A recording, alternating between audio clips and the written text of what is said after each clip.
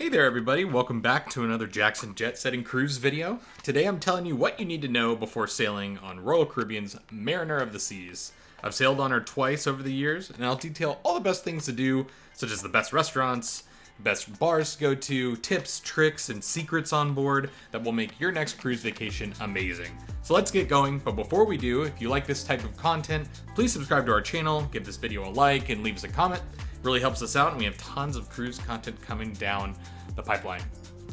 So first thing you should know is that Mariner of the Seas was launched in 2003 as the very last Voyager class ship built by Royal Caribbean. So it's currently around 20 years old at the time of taping. These are some of my favorite ships in the Royal Caribbean fleet. They just seem to be the perfect size. They're big enough to fit things like water slides and ice skating rinks, and plenty of bars and restaurants, but still small enough not to feel overrun like some of the larger ships that I've been on through Royal Caribbean. So if you want a full tour of this ship, we have a video out on the channel. You can check it out, which we'll note below in the comments. So even more importantly, Mariner of the Seas underwent a $120 million renovation in 2018 that completely revitalized the ship. Royal Caribbean calls this amplification, and it takes a lot of things that have been working on the newer ships and fits them on board their older ships.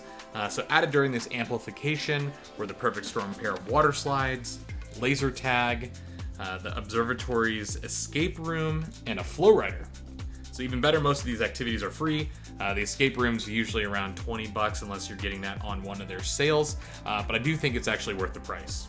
If you're sailing on Mariner of the Seas in the near future, you're likely sailing out of Port Canaveral, which is about a 45-minute drive from Orlando, Florida, and their airport. In 2024, she'll move her home port over to Galveston, Texas, which is about an hour outside of Houston, Texas. Since both ports aren't exactly as convenient as flying into Miami, with Miami's port being minutes from the airport, you'll want to book a transfer if flying in. You can check out our link on Viator below to book a low price and convenient transfer.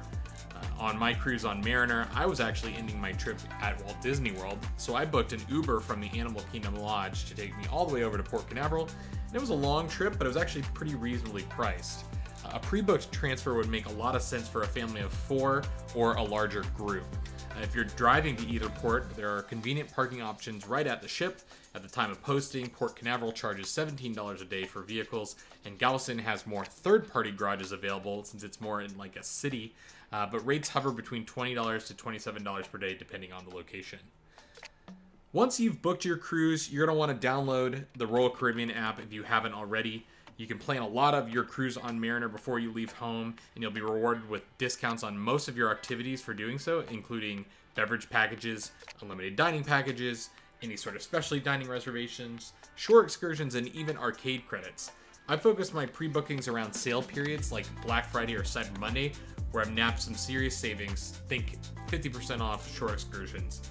You can check in for your cruise 45 days in advance, making your arrival super easy and quick as well.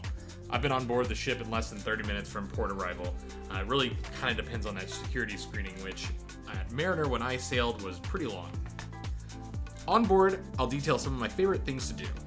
First, I like to get on the ship as early as possible on sail away day. Once on board, you're going to make any restaurant reservations that you haven't already made. They also often offer a discount for specialty restaurants on that first night. I've gotten up to 50% off before, so if that's something you're interested in, definitely take advantage. If your friends or family are a fan of water slides, I've been really impressed with the perfect storm pair of water slides on board. They have these also on some of the other ships that Royal Caribbean sails. They're super fast and they have great repeatability. If you can board early and beeline for these water slides, which usually open around noon on sail away day, and you'll experience virtually no line versus the sea days later on in the cruise, which are going to have an extremely long line. Same goes for the flow rider. Be kind of first in line there, and you're going to have a very minimal wait compared to later in the cruise. Just keep in mind that waivers need to be signed for these activities, so if you're traveling with a minor, you'll need to be there to sign for them. When it comes time to dine, I have a few tips on board. Mariner of the Seas features Jamie's Italian specialty restaurant. This is one of 2 Italian concepts Royal has on their ships, the other being Giovanni's. For me, Jamie's doesn't really cut it for me. I felt the food several times I've dined there to be pretty flavorless and not all that good. For me, the best value restaurant on board is always going to be Izumi. While the hibachi is always the most popular thing to book, I definitely recommend booking that super early if you're sailing on board. I actually like the sushi bar in the restaurant, which is $28.99 at the time of taping, and it gets you an appetizer, an entree, and a dessert. So if you like your sushi rolls rather than the hibachi experience, it's going to be the pick for you. I think it's a great deal compared to the other restaurants on board that you have to pay extra for. So next, we're going to move on to bars. I have 3 favorite bars on board. First, the Schooner Bar, which is where I found the best old fashions on board in the Mariner of the Seas. The bartenders are super fun, and it's also where most of the trivia is played. I like the sea views out the big port windows here, and as a bonus, it's nautical themed, so it really does get me in that cruising mood. Next, the Bamboo Room is one of the newer bar concepts that Royal Caribbean has come out with. It's on board only a few of their ships, and it's located at the Royal Promenade, and it was added during the amplification. I'm a big fan of tiki bars, and this bar feels super fresh, inventive, and even has a delicious a la carte menu of Hawaiian-style bar food, so definitely check that out. Finally, Ellington's is one of my favorite bars for the amazing views, especially after a long day in port. It's one of my favorite vantage points of the ship, given its nearly 360-degree views from Deck 14. As far as entertainment goes, you're going to have a new show every evening in the Royal Theater. Some of these could be Broadway style, like their Gallery of Dreams, which really wasn't my style or cup of tea. I tend to like the comedians, which can actually be hit or miss on Royal Caribbean, but it's still worth going in my opinion. And any of the variety acts, I'm a really big sucker for juggling acts and sort of the things that are really classic cruising. You'll also have live music throughout the ship, like the Schooner Bar, the Wig and Gravel Pub, Boleros, and Ellington's. And the escape room, as I mentioned, is an extra charge, but it really is a high-quality experience, so if you haven't done it before, I do highly recommend it. And then you also have your cruise classics like Bingo, which I think have just gotten astronomically overpriced over the years, but it is available on pretty much any day on your cruise. Finally, I'm going to talk about cabin selection. For me, I've sailed anywhere between an interior cabin to a balcony cabin. I basically ignore the suites unless they give that to me for free.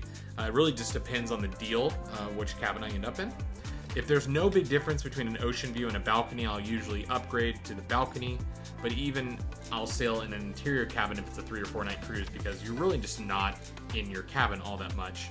I do like some natural light though, so if the ocean view is a decent deal, that's one way to go for it. I do like to have a higher deck though, that's less steps between the fun activities and the food, because elevators can get super busy at prime times, and I don't mind taking the stairs if it's a few flights. If I've got to walk up 5 or 6 floors or decks, it's going to be a very long cruise, though I might be in better shape than I am. So those are the fun things that you should know before sailing Mariner of the Seas. As I said, check out the full tour of the Mariner below, and for a full review of the sailing that I went on in January 2023. And please subscribe to our channel. Happy travels!